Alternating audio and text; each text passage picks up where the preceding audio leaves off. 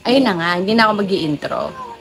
So, today na po yung schedule ni David sa EEG and to the echo. Paano ko siya ginising? Ganito. Ayan, nakikita nyo sa gilid, di ba? Kung paano ko siya ginigising. Kailangan po kasi na 4 hours lang yung tulog niya bago yung salang niya sa EEG. So, medyo challenging yun kasi ayaw ni David nang may nadidikit sa katawan niya, sa balat niya, tuwing tulog siya. So, ayun. Talagang pinag-pray ko kay Lord at kiniklaim ko naman na maging successful yon kasi syempre may mga ididikit sa ganto niya mga wires, 'di ba? So, ayun. Alam ko, magiging successful yon. So ayun, pabiyahin na kami papunta ng NCH para sa kanyang EEG and hindi talaga namin hinayaan na makatulog siya kasi bawal. So ayun, hanggang umaga talaga gising pa rin siya.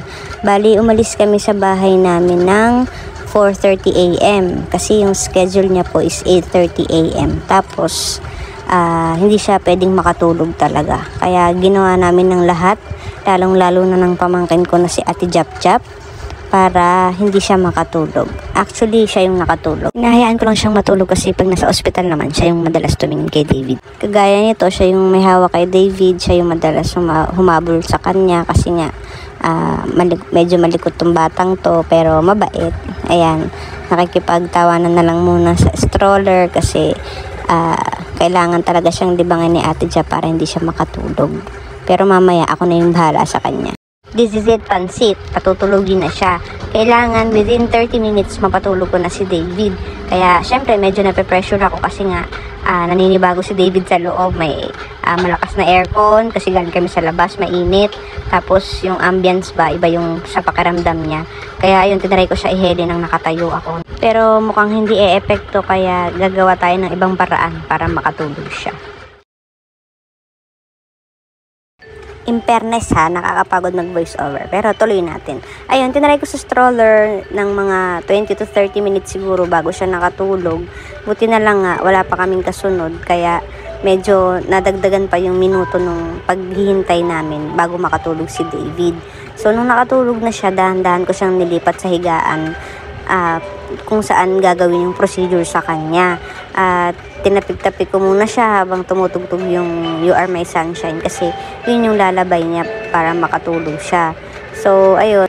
Grabe talaga yung prayer ko habang hinihili ko siya nung una. Tapos nung stroller, sabi ko, Lord, sige na po, makatulog na po si David para makatapos na kami dito. So, ayun nga, nakatulog naman siya. So, paglipat ko sa kanya sa higaan, tinapik-tapik ko muna kahit na pag sumisilip si ate sa loob, hindi pa tulog si David. So sabi niya, sige 5 minutes muna para pahupain ko yung lamig ng gel na ipapahid sa ulo niya. So ayun, nung nilalagay na sa ulo niya, grabe yung kaba ko, as in hindi ako humihinga kasi grabe si David, ayaw niya nang may nilalagay sa ulo niya, pero as in successful.